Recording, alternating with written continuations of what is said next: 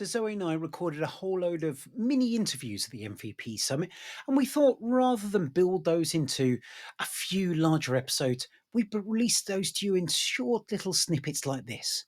So enjoy a set of our interviews live from Seattle with various people from Microsoft and MVPs. Hope you enjoy them.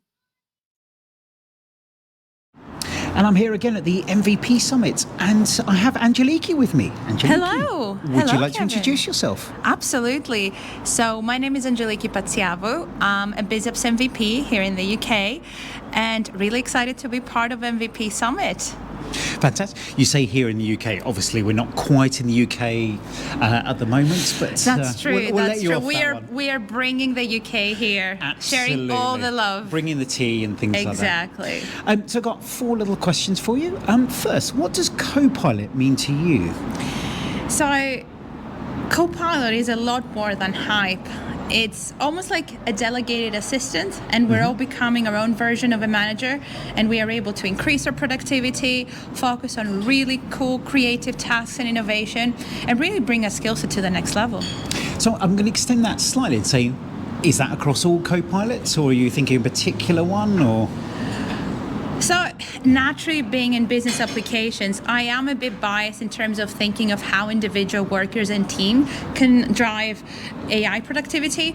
But to be honest, depending on how you see it, I think in every sense of the way, Copilots are people enablers that can then have that effect on a team level and an organization level. So it really depends on how you want to look at it, but the enabling part is massive. Yeah, no, I agree. So what are your experiences of Copilot that you found have made a good difference for you or for people you've been working with?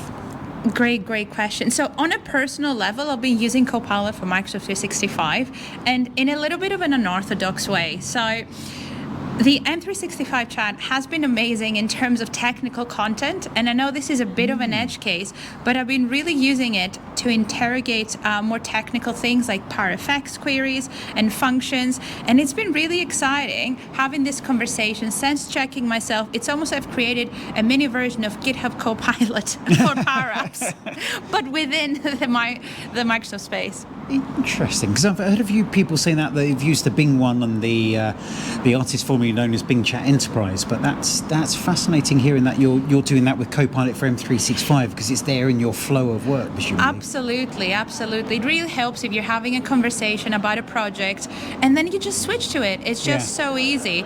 Obviously, we have loads of other Copilots to complement it, so it is a matter of availability, but ultimately being in that flow of work is super powerful. Interesting. I'm getting distracted because I'm thinking flow of work, and every time I have a great drinking game, every time people say flow of work, and we're in the right place for that, but not right now. So apart from that, is there anything that you're worried about when it comes to the Copilots? So in terms of worries, I am being realistic. So I'm in delivery, and I talk to different kinds of people and organizations that are thinking, how do we go from all that excitement of the POC to production? Ultimately, we want people to benefit. So my concerns are, how do we build an enabling governance framework?